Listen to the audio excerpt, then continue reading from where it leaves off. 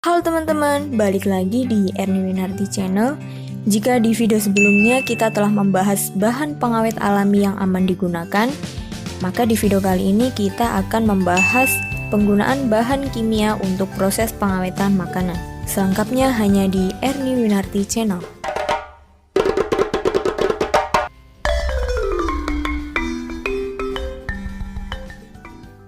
Perlu diketahui memang ada beberapa bahan makanan yang bisa digunakan sebagai pengawet alami dan aman digunakan.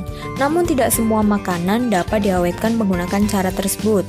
Oleh sebab itu, banyak penggunaan bahan kimia untuk proses pengawetan makanan.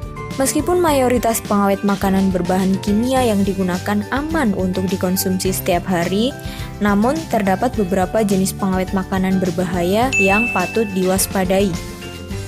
Konsumsi bahan pengawet berbahaya dalam kurun waktu yang lama dapat menyebabkan masalah kesehatan serius. Oleh karena itu, kenali dan hindari pengawet makanan berikut ini agar makanan yang dikonsumsi tidak menyebabkan penyakit berbahaya. Yang pertama ada Rhodamin B. Rhodamin B adalah zat pewarna sintetis yang sering digunakan oleh pedagang nakal sebagai pengawet makanan. Selain bertujuan untuk mengawetkan makanan, Rhodamin B juga berfungsi sebagai perwarna pada makanan. Penggunaan bahan pengawet Rhodamin B banyak terdapat pada jajanan pasar dan juga roti selai serta kue basah. Oleh karena itu, jika jajanan yang dibeli memiliki ciri warna yang mencolok, terdapat penggumpalan warna, serta memberikan rasa gatal di bagian tenggorokan, perlu teman-teman curigai makanan tersebut menggunakan Rhodamin B. Yang kedua ada sodium benzoat. Pengawet makanan sodium benzoat sering kali digunakan dalam proses produksi berbagai macam produk makanan dan minuman kemasan. Penggunaan bahan pengawet ini biasanya tercantum pada label kemasan sebagai daftar bahan dasar produk tersebut. Sodium benzoat juga dapat menciptakan zat kimia karsinogenik. Apa itu karsinogenik? Yaitu zat yang dapat memicu tumbuhnya sel kanker dalam tubuh jika tercampur dengan vitamin C sintetis. Selain itu, bahan pengawet ini juga dapat meningkatkan resiko perilaku hiperaktif. Oleh karena itu, sangat dianjurkan untuk menghindari makanan atau minuman olahan berbahan sodium benzoat. Terlebih lagi yang terindikasi memiliki campuran vitamin C buatan di produk tersebut. Yang ketiga ada sodium nitrat. Sodium nitrat juga dikenal dengan nama natrium nitrat. Banyak digunakan untuk mengawetkan jenis makanan berbahan dasar daging. Produk makanan seperti sosis, ikan asap, dendeng, dan ham seringkali menggunakan sodium nitrat sebagai bahan pengawet. Berdasarkan sebuah penelitian, sodium nitrat yang masuk ke dalam tubuh dapat menimbulkan kerusakan pada pembuluh darah yang meningkatkan resiko menderita penyakit jantung. Konsumsi bahan pengawet ini jika berlebihan juga meningkatkan resiko penyakit diabetes. Hal ini terjadi dikarenakan cara tubuh mengatur kadar gula akan terpengaruh jika konsumsi sodium nitrat tidak terkontrol. Jadi, sebisa mungkin agar konsumsi bahan pengawet ini dibatasi agar terhindar dari resiko penyakit jantung dan diabetes.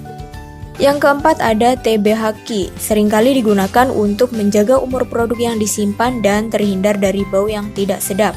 Produk makanan seperti biskuit, minyak nabati, mie instan, dan makanan cepat saji yang dibekukan seringkali dicampuri bahan pengawet ini. Dalam proses pengawetan makanan, TBHQ biasanya dicampur dengan zat adiktif lainnya seperti BHA, propyl galate, dan juga BHT. Resiko penyakit yang dapat menurunkan kualitas hati dan saraf juga akan meningkat jika mengkonsumsi TBHQ secara terus-menerus. TBHQ juga meningkatkan tumbuhnya sel tumor dalam tubuh. Perilaku hiperaktif dan gangguan sistem motorik ADHD juga akan muncul jika konsumsi TBHQ dilakukan secara masif. Oleh karena itu, jauhi konsumsi makanan yang mengandung TBHQ sebagai bahan pengawetnya.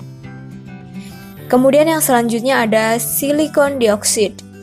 Jika teman-teman merupakan salah satu pengguna produk suplemen, perlu mengetahui jumlah kadar bahan pengawet silikon dioksida di dalamnya.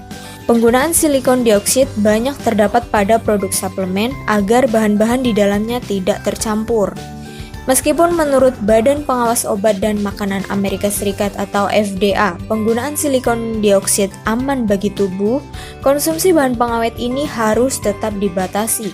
Kadar silikon dioksida pada makanan atau suplemen adalah maksimal 2% dari total berat produk. Untuk penderita alergi pada bahan kimia, sangat disarankan untuk berhati-hati dalam mengkonsumsi produk dengan bahan pengawet silikon dioksida. Bila memungkinkan, hentikan total konsumsi produk berbahan pengawet ini agar tidak terjadi hal-hal yang tidak diinginkan. Nah, itu dia tadi bahan-bahan pengawet kimia yang berbahaya bagi tubuh jika dikonsumsi secara terus-menerus. Ada pentingnya untuk teman-teman selalu mengecek komposisi apa saja yang terdapat pada makanan yang dikonsumsi.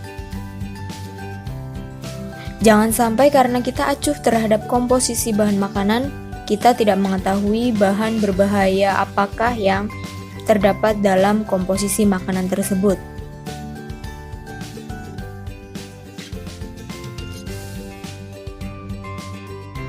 Cukup sekian video kali ini, jangan lupa like, share, dan tekan tombol subscribe untuk mendukung berkembangnya Erni Winarti Channel. Sampai jumpa di video selanjutnya.